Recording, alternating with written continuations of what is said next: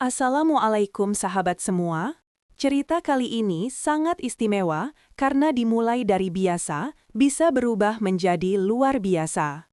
Silahkan bantu like, subscribe, tekan tombol loncengnya. Terima kasih. Di sebuah desa kecil di pinggiran kota, hiduplah seorang perempuan berhijab bernama Lutfiah. Hidupnya sederhana, tapi hatinya luas. Ia tak punya harta, namun punya kasih yang tak bertepi. Sejak suaminya wafat 5 tahun lalu, Lutfiah hidup sendiri, menafkahi diri dengan menjahit rumahnya. Suatu pagi, Lutfiah menemukan seorang anak kecil di depan masjid, menangis dengan pakaian lusuh dan wajah penuh debu. Anak laki-laki sekitar 6 tahun duduk di tangga masjid, menggenggam kalung kecil. Lutfiah mendekat. "Nak, di mana orang tuamu?"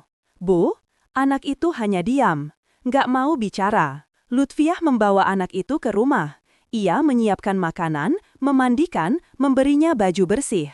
Lutfiah menamakan anak itu Fahri, karena ia berharap anak itu akan tumbuh menjadi orang yang cerah dan beriman. Hari demi hari, Fahri mulai ceria.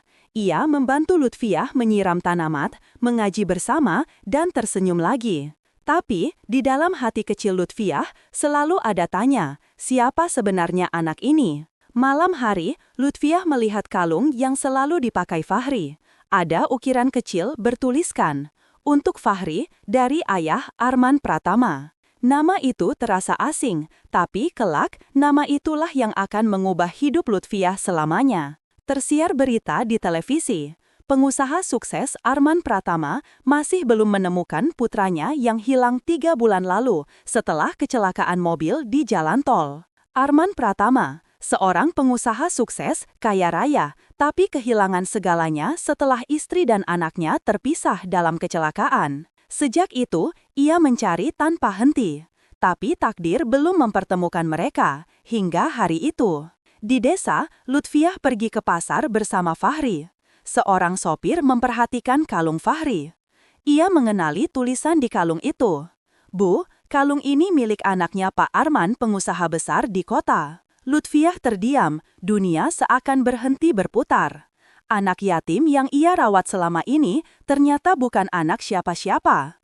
Ia anak dari orang kaya raya yang sedang berduka. Hingga akhirnya, Lutfiah dan Fahri pergi ke kota ke rumah besar milik Arman. Arman menatap anak itu, menangis, lalu memeluknya erat. "Fahri, anakku, aku mencarimu kemana-mana." Arman bersedih. Air mata kebahagiaan menetes di wajah mereka. Tapi di sisi lain, hati Lutfiah terasa kosong. Ia sadar tugasnya mungkin telah selesai. Ia akan kembali sendiri, tanpa anak kecil yang selama ini memenuhi harinya. Lutfiah pun berpamitan. Fahri menangis, memeluk erat. "Ibu, ibu, jangan pergi. Fahri sayang ibu." Kadang, kasih sayang tak mengenal darah.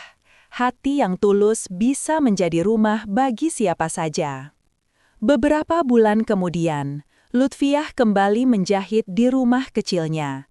Tiba-tiba, sebuah mobil berhenti di depan rumah. Arman dan Fahri turun membawa hadiah dan surat. Arman berbicara, "Bu Lutfiah, tanpa ibu, mungkin saya sudah kehilangan segalanya. Izinkan kami menjadikan ibu bagian dari keluarga kami." Hari itu, Lutfiah tak hanya mendapatkan kembali anak yang ia rawat, tapi juga keluarga baru dan bukti bahwa kebaikan tidak pernah sia-sia. Karena Allah selalu melihat setiap kasih yang tulus, bahkan dari hati yang paling sederhana. Ketika kita menolong anak yatim dengan ikhlas, Allah menyiapkan balasan yang jauh lebih indah dari yang kita bayangkan. Demikian kisah penuh haru telah kita saksikan. Semoga kita dapat ambil hikmahnya. Amin. Wassalamualaikum warahmatullahi wabarakatuh.